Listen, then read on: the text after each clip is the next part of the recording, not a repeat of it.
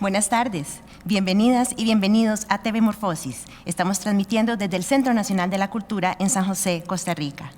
Soy Lorna Chacón y desde ya les invito a interactuar con nosotros a través de nuestras redes sociales, nuestro Facebook y Twitter, TV Morfosis, nuestro sitio web www.tvmorfosis.com, así como nuestra transmisión en Facebook Live a través de la página de CINART Canal 13.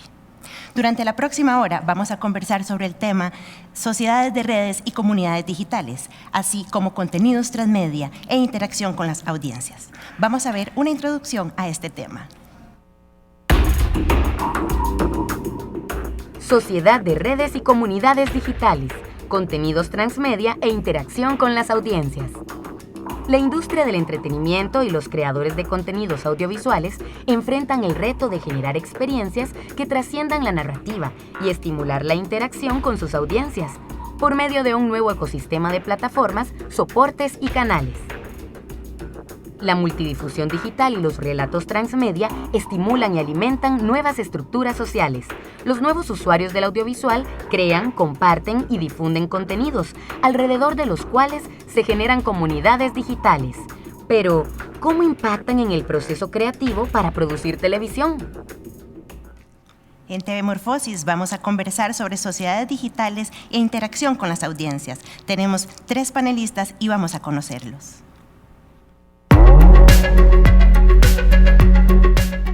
Luis Diego Sarnowski, Costa Rica.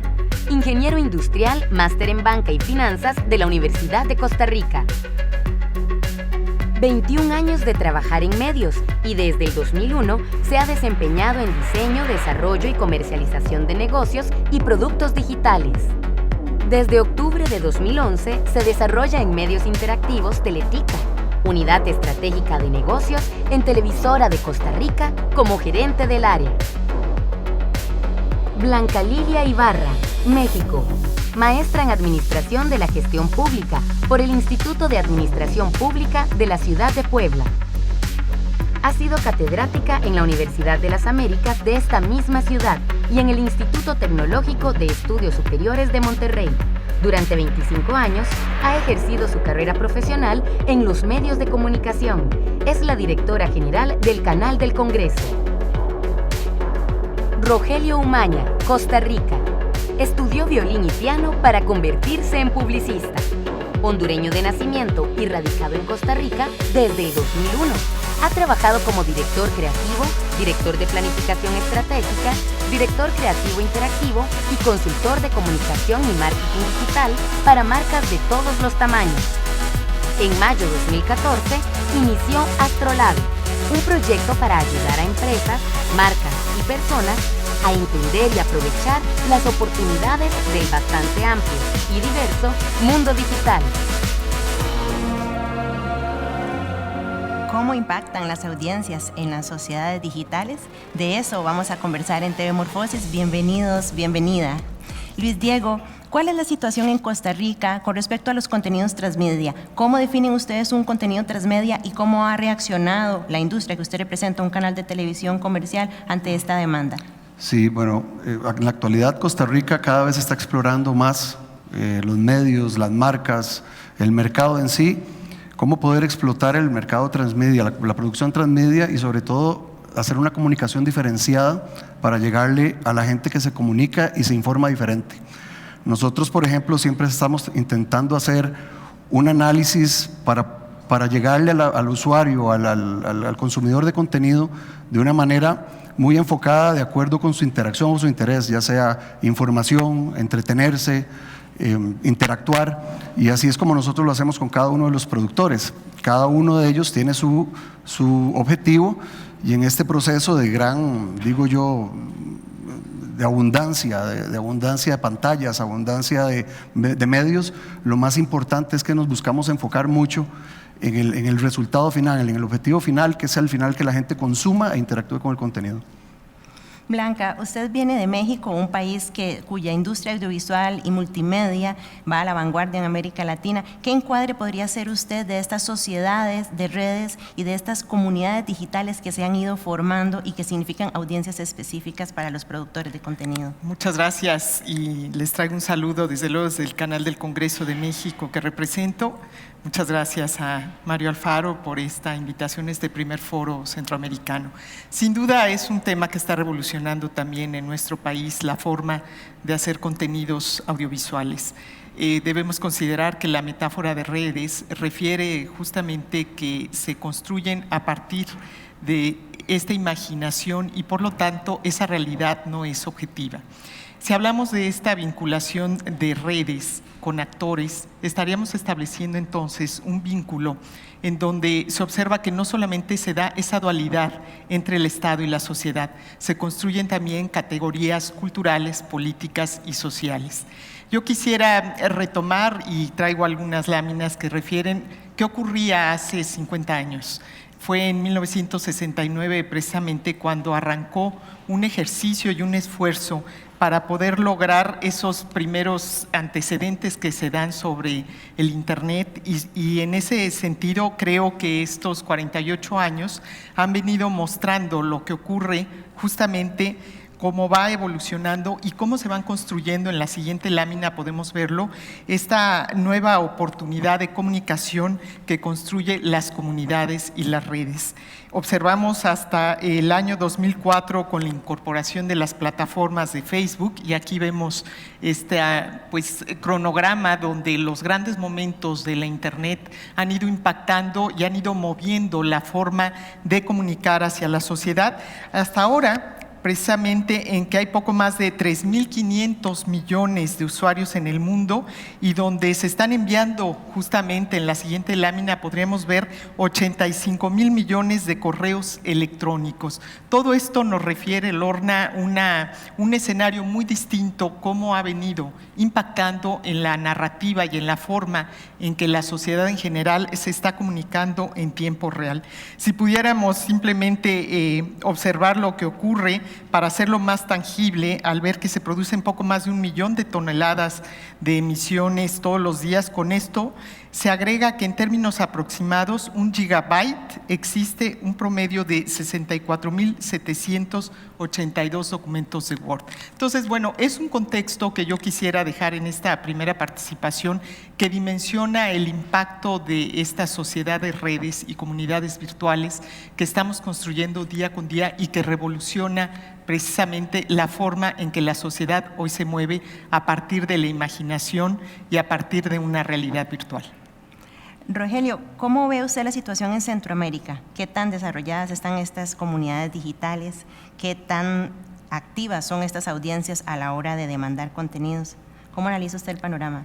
Hay mucha actividad desde que haya conectividad y creo que lo que hemos visto en Centroamérica es un crecimiento de la conectividad a través de los móviles. Entonces, Centroamérica es uno de los grandes ejemplos donde el aparato móvil es el gestor de la interacción.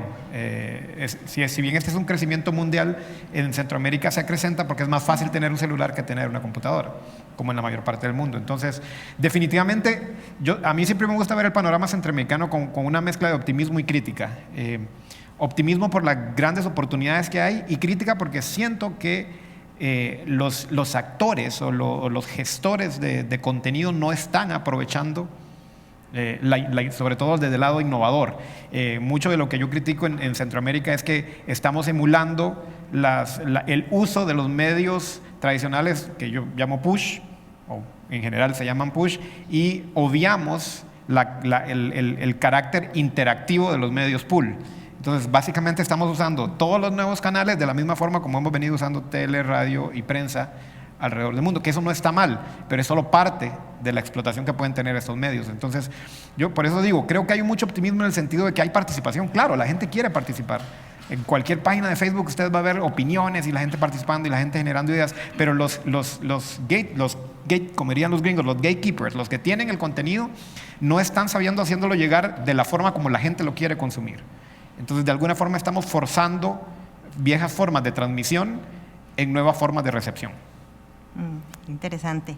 Le recordamos a nuestra audiencia que estamos transmitiendo en streaming y en directo por Cinar Canal 13 y Canal 15 en San José de Costa Rica y que pueden participar, hacer preguntas y comentarios a través de nuestras redes sociales, nuestro Twitter y nuestro Facebook TV Morfosis y nuestro sitio web tvmorfosis.com. Luis Diego, ¿cuál ha sido el cambio en la televisión tradicional con la llegada de estas sociedades de redes, de estas comunidades digitales y estas demandas específicas de contenidos? ¿El canal que usted representa ha tenido alguna o algunas transformaciones por este panorama de los últimos años? Sí, claro.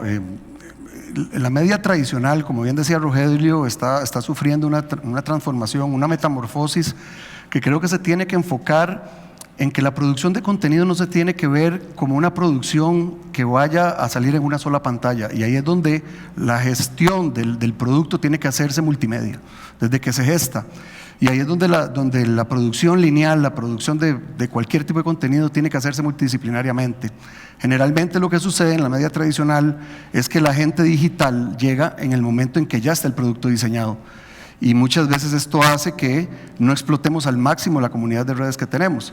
Sin embargo, yo cada vez veo que la importancia de ver a los jóvenes cómo están consumiendo contenido noticioso que no lo consumiría de otra manera, que lo consumen con redes, hace que también el aporte social que tiene el medio tradicional como influenciador, la palabra que tanto está de moda ahora, sigue siendo muy importante. ¿Me explico? Entonces yo creo que lo más importante en este momento no es ver lo que ha dejado de hacer el medio, sino ver lo que los productores y los generadores de contenidos pueden hacer en conjunto. Muchas veces también me parece que es importante que cuando hay medios tradicionales que tienen una presión importante presupuestaria y tienen que buscar cómo no solo llegar a audiencias, sino que hacer eficientes sus productos, hacen que muchas veces la apuesta presupuestaria de los compradores de medios se vaya al medio tradicional. Y no hacen el 360, donde realmente van a lograr no solo trascender en una pantalla, sino trascender en una interacción. Hemos hecho varios ejercicios. No nos enfocamos, por ejemplo, en una transmisión móvil de un partido de fútbol, sino en lo que pasa en la comunidad antes de un partido de fútbol. Y ahí es donde muchas veces las marcas y los stakeholders de creación de contenido y los mismos productores tienen que invertir un poco más de tiempo. Rogelio, estamos hablando por un lado de sociedades de redes, ¿verdad? Nuestras sociedades cada vez se van conectando de esta forma, y comunidades digitales que son mucho más específicas, con identidades. ¿Cuál es la real interacción de estas comunidades digitales con los contenidos desde su punto de vista?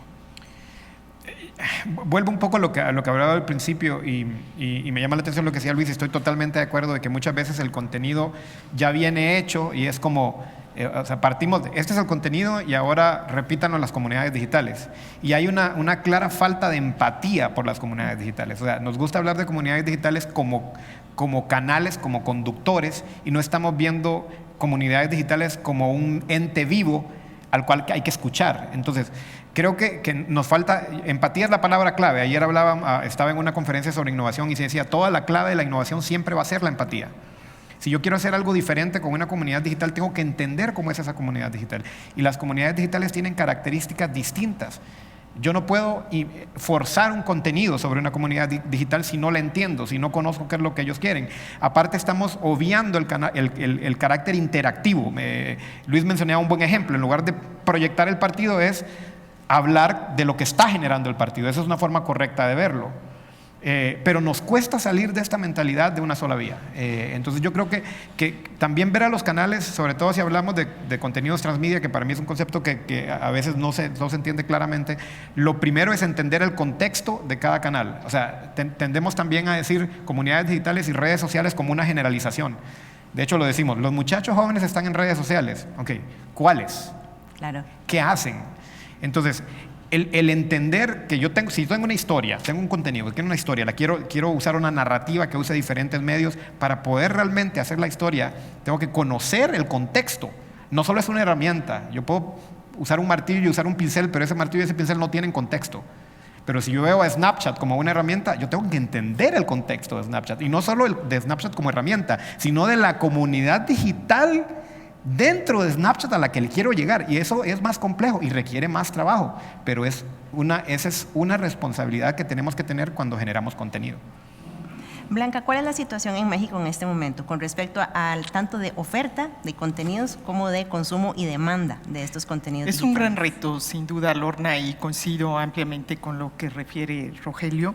Creo que aquí tenemos que repensar la forma en que estamos generando esos contenidos en los medios tradicionales. Yo represento al Canal del Congreso de México y verdaderamente estamos tratando de desdoblar el trabajo que se hace de los legisladores para poder lograr esta vinculación con la sociedad y sobre todo con los millennials que hoy en día están acostumbrados a trabajar y a ver obviamente una nueva tendencia en la forma de comunicar.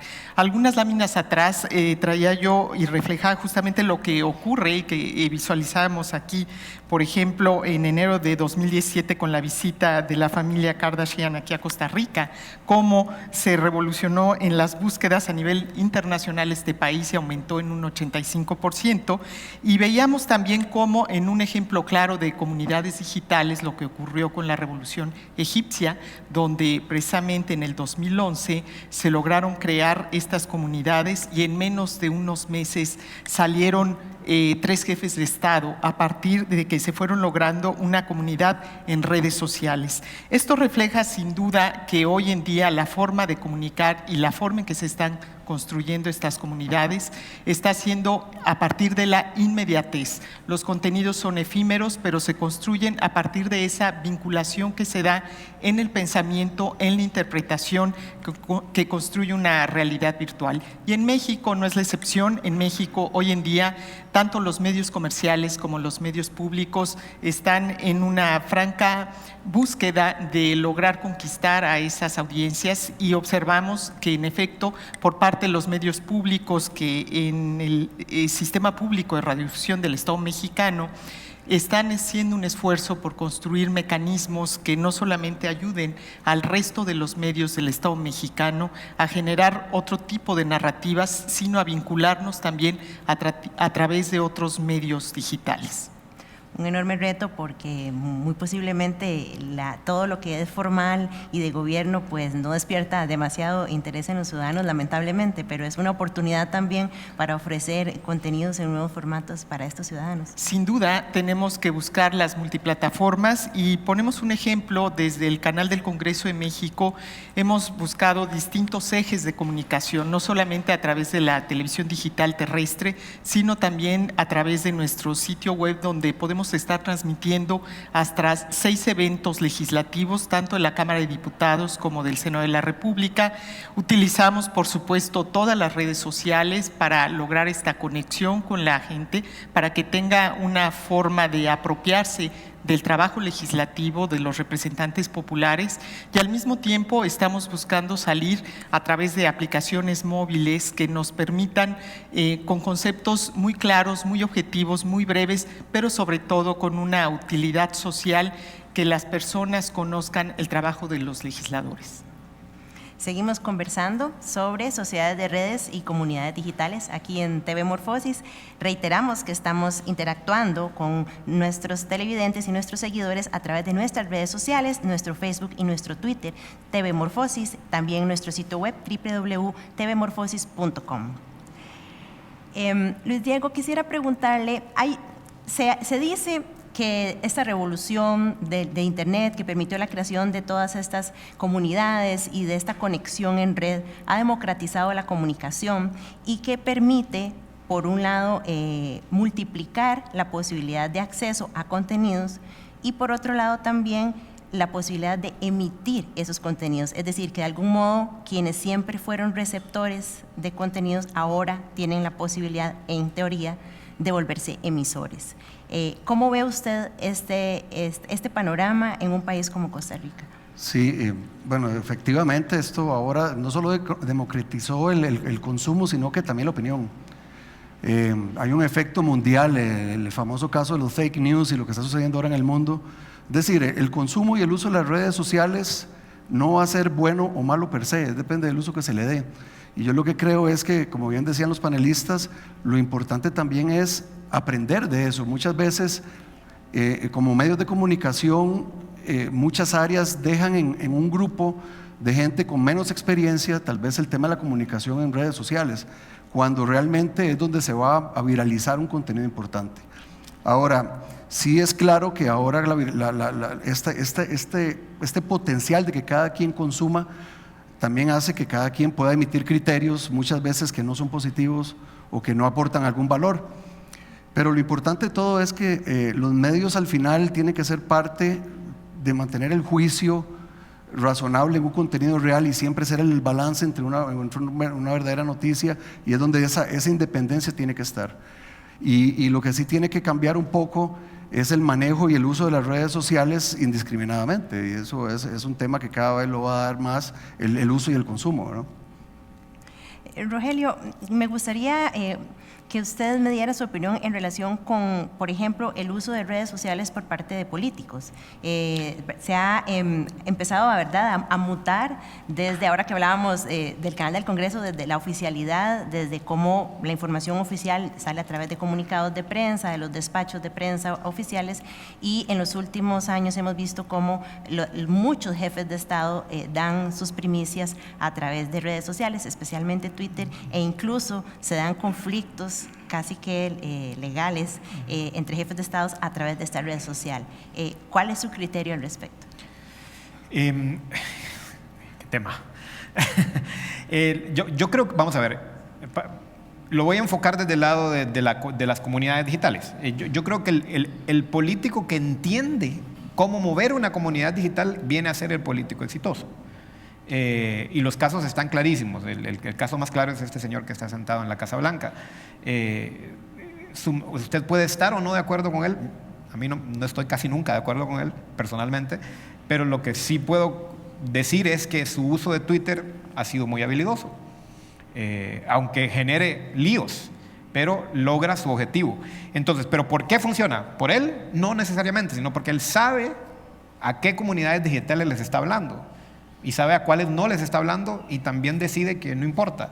Entonces yo creo que en el uso político nuevamente volvemos a caer en la misma falla. O sea, la concentración es ¿qué mensaje doy? ¿Cómo hago llegar esto? ¿Qué digo? No, eso no es la forma de verlo. La forma es ¿qué necesita escuchar la gente? O cómo quiero mover a la gente según lo que yo digo. Y aquí también la participación de las comunidades digitales se han vuelto claves en el movimiento político, desde las protestas hasta el fortalecimiento de ideas.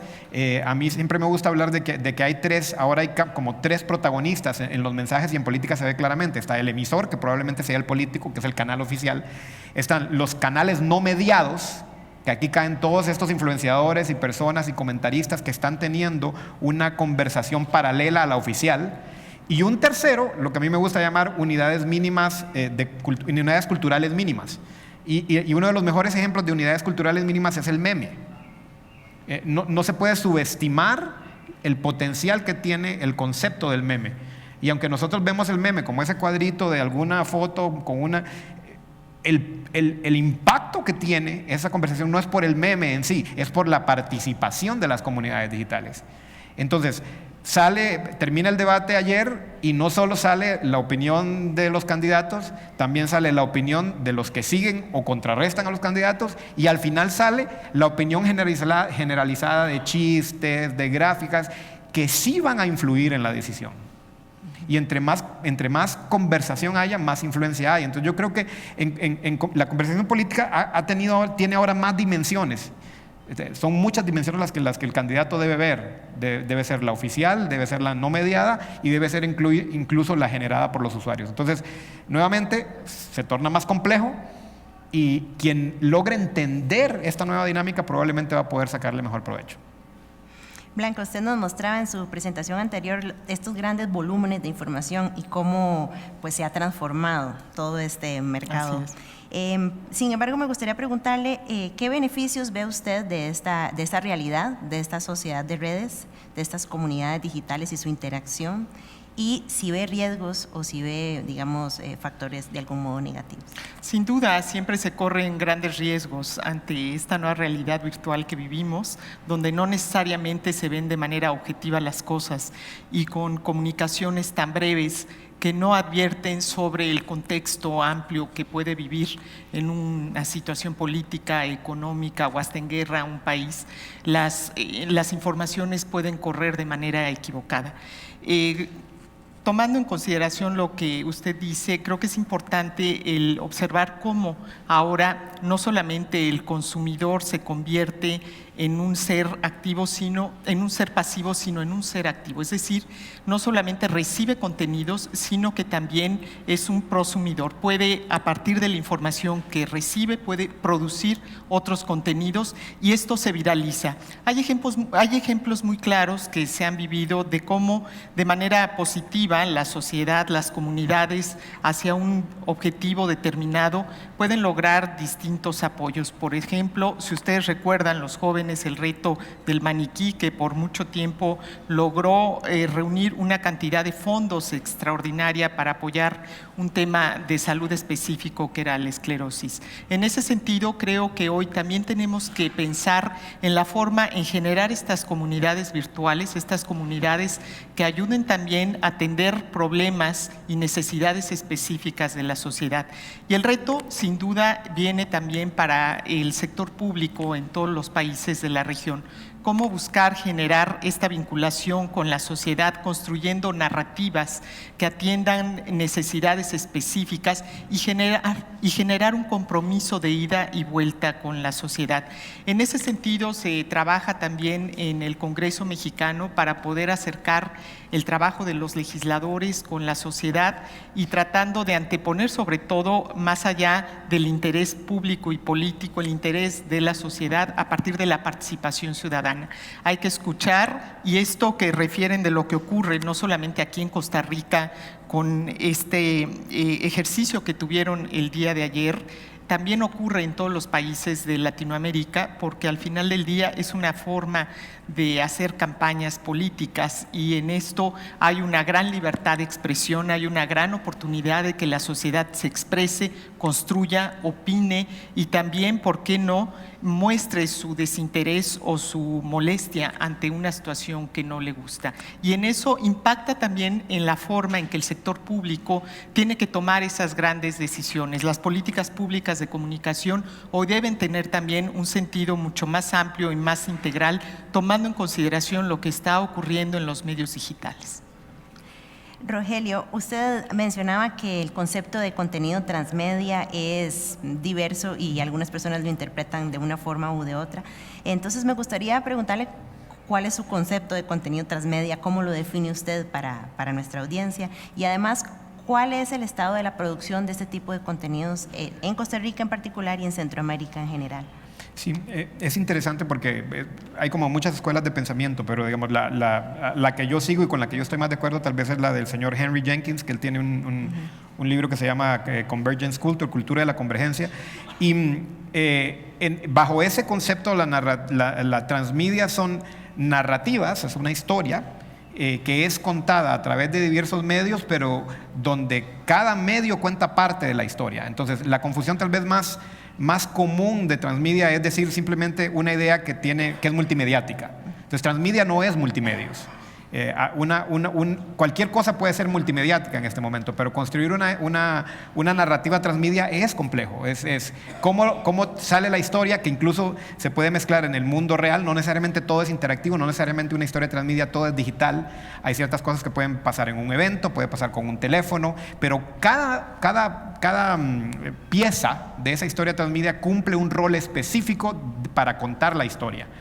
Entonces, por esa razón probablemente no vemos tantos proyectos puramente transmedia en la región. De hecho, hay pocos proyectos puramente transmedia en el mundo, porque aparte requieren mucha cantidad de recursos. Imagínense, tal vez la gente que nos está escuchando, lo que está presente en el estudio, trabaja en producción y ha hecho guiones. Imagínense hacer un guión donde tienen que trabajar no solo con un medio, sino con múltiples medios. Entonces, yo creo que el concepto de transmedia, para mí, viene en ese caso de oportunidad versus crítica. La oportunidad está, pero necesitamos dar más oportunidades a gente joven, tal vez, que va a venir a innovar, a gente, darle oportunidad tal vez esos youtubers, que yo sé que en TV Morfosis se ha hablado de youtubers, a youtubers o a otra gente que conoce mejor las comunidades digitales. De alguna forma, tal vez nosotros, los más viejos, aunque yo soy millennial, se me nota, pero tal vez nosotros debemos hacernos un poquito al lado y dar pasada a nuevas ideas, porque para construir realmente verdaderas historias transmedia necesitamos entender esos múltiples contextos de comunidades digitales.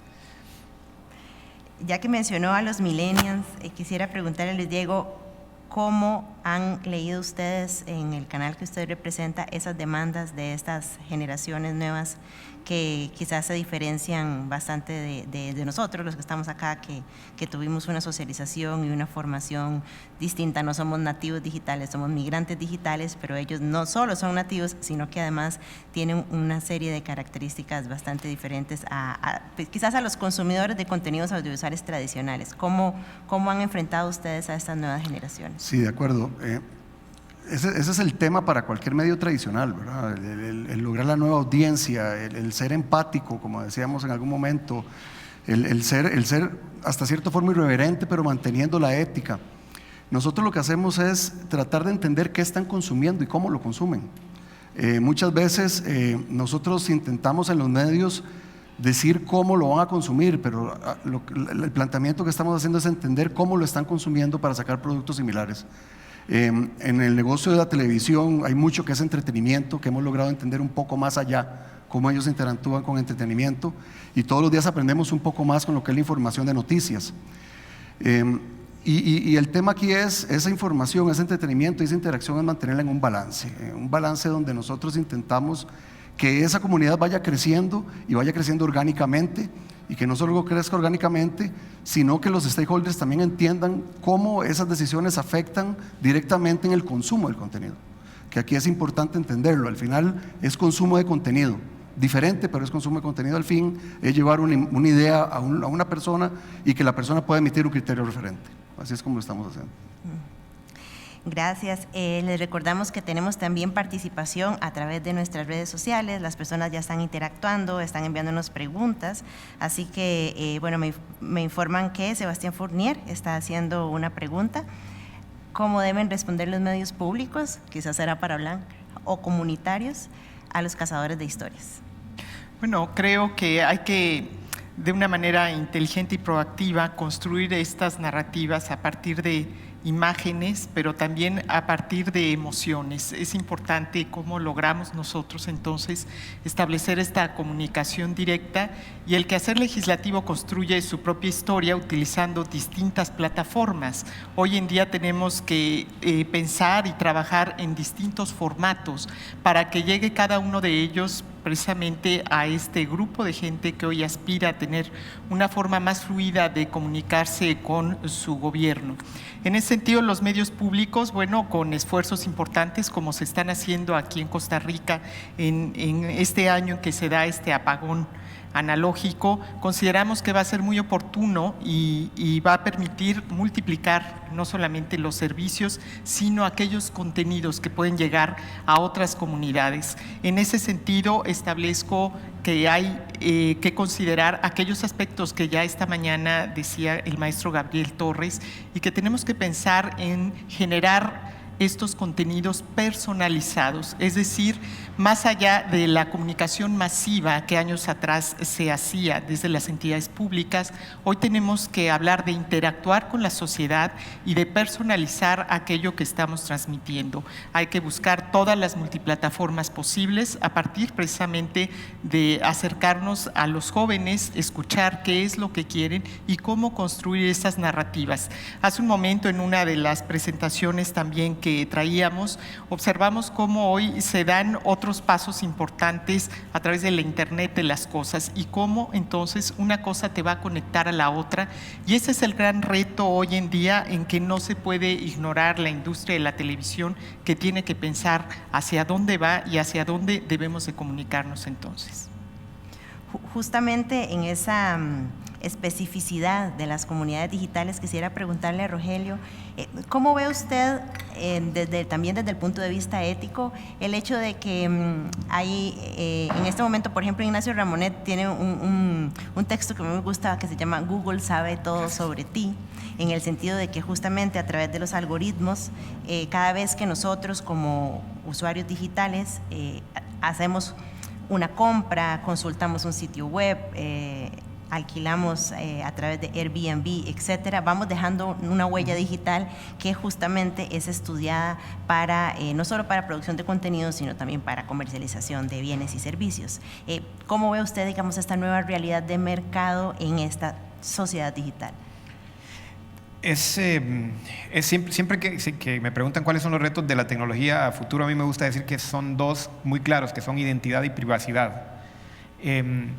Esos dos factores los vamos a seguir discutiendo, los estamos empezando a discutir y los vamos a seguir discutiendo en los próximos 20 años. Eso es porque hay cada plataforma y las grandes plataformas que están liderando el empuje digital tienen diferentes formas de pensar. Les voy a poner un ejemplo. Por ejemplo, Facebook piensa que la identidad debe estar ahí para poder consumir porque ese es el negocio. Entre más información tenga Facebook de nosotros, mejor puede dirigir la publicidad. Y por otro lado, Reddit dice que usted puede tener varias personalidades, nadie necesita quién es usted es necesaria, igual Twitter, el anonimato es necesario para poder denunciar. Entonces, solo ahí hay dos escuelas de pensamiento muy diferentes. Y las dos son plataformas fuertes y que tienen lobby político en Estados Unidos y en otros países. Entonces, esta discusión de identidad y privacidad definitivamente se va a seguir dando y no hay una respuesta final. En algún momento yo me imaginaba un futuro donde va a haber personas que van a valorar mucho su privacidad y otras personas que van a querer ser partícipes activos de lo que pasa. Por ejemplo, la Internet de las cosas que mencionaba Blanca, que es algo que está ya, va a depender de la cantidad de información que uno tenga. O sea, si no vamos a hablar no de la Internet de las cosas, sino de redes demasiado cerradas para poder participar de todo lo que esté pasando. Cuando hablamos de inteligencia artificial, la inteligencia artificial construye sobre cantidades en masa de datos. Entonces, todo indica que nos estamos forzando a la apertura, pero no podemos olvidar los factores de privacidad. Entonces, es una discusión en curso. No hay un ganador, no hay... de hecho, las leyes están un poco detrás de lo que está pasando. O sea, la tecnología nos está obligando y va un poquito adelante de las leyes. Entonces, lo que supone es que las instituciones públicas y oficiales están teniendo que poner políticas, y yo sé que Blanca tiene que estar ahí en medio de todo lo que está pasando. Por ejemplo, el sector de tecnología financiera en México, que es muy grande. México está por lanzar la ley FinTech. ¿Y por qué? Porque si no se normaliza, todo el mundo puede hacer lo que quiere. Entonces, lo mismo va a pasar con los temas de privacidad. Van a tener que aparecer leyes que no le van a gustar a todo el mundo y que van a ser peleadas, pero vamos a tener que avanzar por algún lado. Sí, es bien interesante. Luis Diego, en el canal que usted representa, ¿cómo producen nuevos contenidos? Es decir, ¿cuál es el grado de participación de estas comunidades digitales a la hora que ustedes se sientan y dicen, bueno, vamos a hacer un producto nuevo, lo vamos a lanzar 2018, por ejemplo? Ustedes, claro que hacen investigación y desarrollo, pero al tener esta diversidad de comunidades digitales, ¿a cuáles le apuestan o cómo están haciendo ahora para producir estos nuevos contenidos y atender esas demandas que son diversas? Sí, claro. Al final, como yo le decía al principio, esto mucho es trabajarlo con los productores y la identidad que le quieran dar al programa. Por ejemplo, como un canal, como ustedes conocen la programación de Teletica, en el entretenimiento es parte donde podemos jugar muchísimo con las audiencias y entenderlas. En este momento estamos con un cross-media muy interesante que lo diseñamos en conjunto con el productor. Y así hemos hecho otros donde más bien el producto residía solo en la parte digital y en ATL, en televisión, era donde se reventaba el resultado. Entonces, al final lo que yo le digo es que no es una fórmula. Alguien que te diga que está totalmente resuelto cómo crear contenido transmedia en un medio tradicional, donde la fórmula ha funcionado y sigue funcionando, es complicado. Pero cada vez los productores, las nuevas generaciones que vienen a producir contenido, que quieren informar diferente, que quieren no solo que los usuarios participen y emitan un comunicado o hagan un share, sino que también puedan jugar con la información, obtener un resultado que les dé un panorama más grande de la realidad. Eso es lo que nosotros buscamos y hemos trabajado en varias plataformas. Sí creo que también es una parte muy importante en el manejo de los expertos de social media y de comercialización digital, de cómo estamos llevando muchas veces al tema en un share o un alcance, minimizar las estrategias que hay de medios y hasta de mismas cuentas o de productores, porque todo al final se enfoca en cuántos tweets, cuántos likes, y eso no es, porque las estrategias realmente no se ven en la superficie. Muchas veces el consumo de contenido, que aquí nadie lo ha hablado fehacientemente, pero los medios tenemos que enfocarnos en que consuman nuestro contenido. Y por supuesto que hay una parte comercial en el tema, pero si logramos que la gente juegue con el contenido y lo consuma, es realmente donde nosotros empezamos a ser exitosos en mantener vigente una marca en la parte digital. Entonces ahí es donde nosotros creemos que, vamos a ver, esto es de jugadores de todo tipo. Está el inversor, está el medio que crea el contenido, pero también la gente que tiene que darle una educación a los actuales participantes en el mercado, tiene una cuota muy importante. ¿Y cuál es? Realmente darle una buena guía para que empecemos a trabajar en métricas y en resultados reales sobre lo que busca una marca, sobre lo que busca un contenido, sobre lo que busca un medio, ¿verdad? Y no quedar en una superficie tan irrelevante como la que a veces vemos en las redes, ¿verdad? Entonces en eso está nosotros hacer la diferencia. Blanca, hablemos sobre participación y acceso. Antes Rogelio mencionaba cómo en Centroamérica ha aumentado muchísimo la conectividad a través de celulares, de móviles, y se piensa que si ya un ciudadano tiene un celular con acceso a Internet, ya es ciudadano digital. Sin embargo, se pierde de vista la alfabetización digital, ¿verdad? No necesariamente el tener el aparato o el tener la tecnología significa que yo la sé usar. Y por otro lado, si realmente a través de esa tecnología yo como ciudadano puedo participar. En el caso del Congreso de México, ¿cuál es el panorama en ese momento? ¿Qué tanto los ciudadanos pueden participar? ¿Qué tanto acceso hay realmente o no? Cuéntenos cómo lo ve usted. Bueno, los contenidos educativos y culturales pueden generar un mayor arraigo también de las audiencias, eso es importante. Y la llegada de la TDT también resulta por demás relevante y oportuna aquí en Costa Rica porque permitirá en su momento el poder generar mayor información a partir de la multiprogramación. En eso se da un primer paso que creo que es importante, que en México ya se está haciendo, para propiciar un mayor compromiso con la participación de la gente.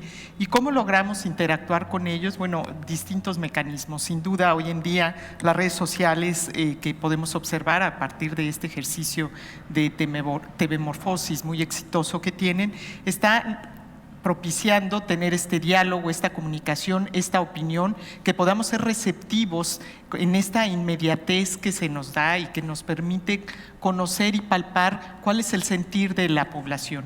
Y en ese sentido creo que debemos de ir caminando hacia allá sin temor, porque evidentemente quienes no somos nativos digitales de esta generación vemos con preocupación cómo pueden ocurrir fenómenos muy relevantes con un impacto muy fuerte a partir de que se empieza a construir una historia y en ocasiones se llega a lo que ya mencionaba esta mañana Gustavo Lomelín de las fake news, donde tenemos que observar cómo atender y cómo podemos generar un camino hacia una realidad objetiva que no engañe también a la población y que no enganche a estas comunidades que se van construyendo día con día, minuto a minuto. Desde el canal del Congreso, y traigo una diapositiva que es la 16 justamente, ¿qué es lo que se está procurando hacer? Bueno, no solamente compartir a través de la televisión digital terrestre lo que ocurre en el Senado de la República y en la Cámara de Diputados. La televisión tiene otras opciones de salida que se dan a través de Internet, como ya lo mencionábamos, y ahí están, los pueden ustedes observar. Por un lado, las redes sociales, tenemos YouTube, Facebook, Instagram, Twitter, Flickr. Tenemos también otra salida a través de Internet con Radio Congreso, los streaming, video en demanda, que eso es muy importante, tener esta posibilidad de un menú a la carta del trabajo legislativo y que compromete también a la gente pues, a poder seguir de cerca y poder pedirle al legislador que rinda cuentas. Eso es importante, es un esquema de parlamento abierto, de transparencia focalizada, donde no hay ediciones, donde no hay una línea política o comercial que edite el contenido que se está transmitiendo, y tenemos también a través de nuestro sitio web una forma de vincularnos con los niños a través del Congreso para Niños. Tenemos una biblioteca virtual muy amplia Y paralelamente en esta comunicación directa hay distintos mecanismos que estamos utilizando, no solamente un sistema de escríbenos de correo electrónico, sino también otras formas de solicitudes de coberturas de transmisiones y de compartir materiales. Así que creo que hoy es una gran oportunidad a partir de la multiplataforma en donde tenemos que enfocar el trabajo de la comunicación para dar a esos usuarios y a esa audiencia lo que está esperando con contenidos breves, objetivos y muy digeribles. Estamos en TV Morfosis conversando sobre sociedades digitales, comunidades digitales y su interacción y su relación con contenidos transmedia. Recordamos que pueden ustedes hacernos preguntas a través de nuestras redes sociales, nuestro Twitter y nuestro Facebook TV Morfosis. Tenemos una pregunta nueva aquí en pantalla, bueno, en aquella pantalla, pero ya salió acá. José Andrés nos pregunta cómo podemos combatir la manipulación de información en los medios masivos de comunicación. Quizás Luis Diego nos pueda responder, ya que usted viene de un medio masivo de comunicación. Esto ya es un tema más de contenido, un tema más de manipulación de información. O sea, tenemos que especificar un punto en específico. Yo creo que el medio y la credibilidad del mismo hace que pueda emitir una opinión y un criterio. Sin embargo, en este momento yo creo que en Costa Rica la información debe ser transparente y debe ser objetiva, no lo veo de otra manera. ¿Cómo tiene que mantener un medio la transparencia o no enfocarse en eso? Realmente es con pura identidad, no tiene que ver con redes sociales, es un tema de generación de contenido, de ética periodística, ¿no? Gracias.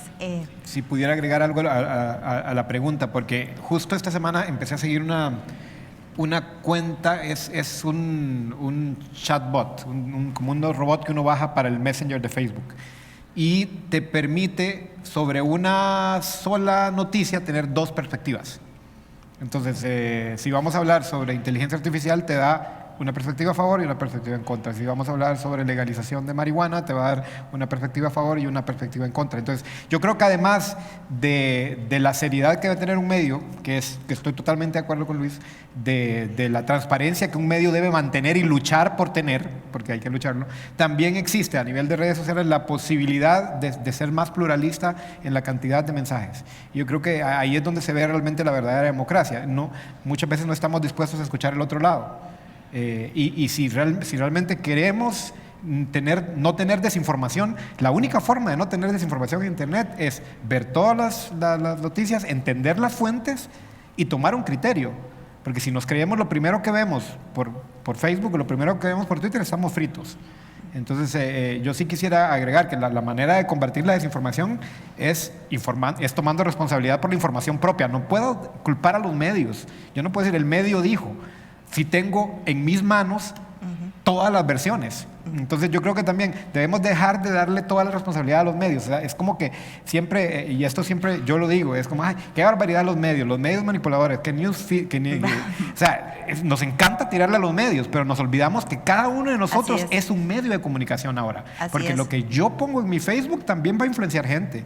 Y la pregunta es, ¿estoy siendo responsable? O sea, que sea responsable Teletica, sí, pero ¿estoy siendo yo responsable? Sin duda. Vamos a ir cerrando el tema y vamos a dar un espacio a cada uno de ustedes para hacer un mensaje de conclusión y de cierre. ¿Cómo ven ustedes esta realidad de las sociedades digitales y pues la perspectiva de futuro? Un cierre corto porque ya estamos con el tiempo a punto de cerrar el programa.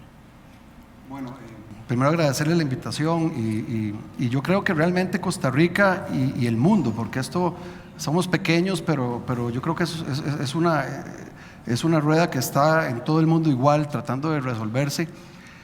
Como yo digo, en este momento de abundancia, lo más importante es que los stakeholders, los tomadores de decisiones, se informen.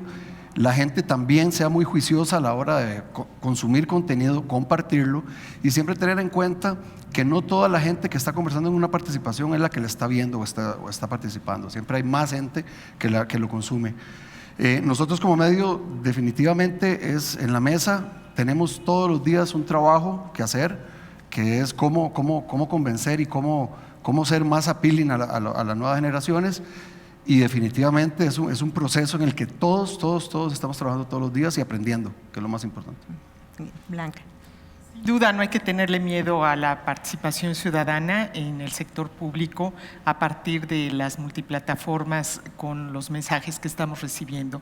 Más bien, hay que generar narrativas que nos permitan estar cerca de esa nueva audiencia y atender y responder con prontitud, no ir detrás, como ya lo menciona Rogelio, de estos mensajes, sino abriendo la información oportunamente y realizando también un trabajo responsable. Hoy la sociedad en general tiene ese enorme reto.